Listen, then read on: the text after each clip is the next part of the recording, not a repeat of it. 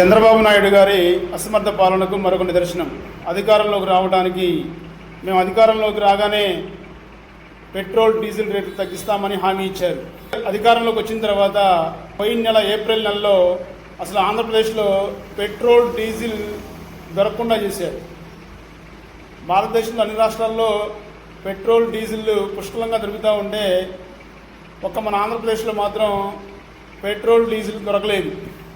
బంకుల వద్ద చిన్న వాహనాల నుంచి పెద్ద వాహనాల వరకు గంటల తరబడి కిలోమీటర్ల దూరం చొప్పున నిలబడి పెట్రోల్ కోసం 5 గంటల సేపు నిలబడాల్సి వచ్చింది. చాలా బంకులు మూసివేయబడ్డాయి. ఇప్పుడు ప్రజెంట్ పెట్రోల్ డీజిల్ రేట్లు మిగతా రాష్ట్రాల కంటే 29 రాష్ట్రాల్లో ఒక్క మన ఆంధ్రప్రదేశ్లోనే అత్యధిక రేట్లు వసూలు చేస్తున్నారు. నిన్నగాక మొన్న సీఎం అయిన తమిళనాడు ముఖ్యమంత్రి విజయ్ కూడా వాళ్ళ రాష్ట్రంలో పెట్రోల్ 103 రూపాయలు ఉంటే మన ఆంధ్రప్రదేశ్లో 113 రూపాయలు చిల్లర వసూలు చేస్తున్నారు.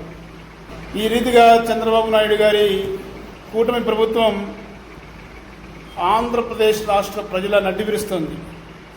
ఆయన అపార అనుభవం ఈ రకంగా ఆంధ్ర రాష్ట్రానికి ఉపయోగపడుతుంది.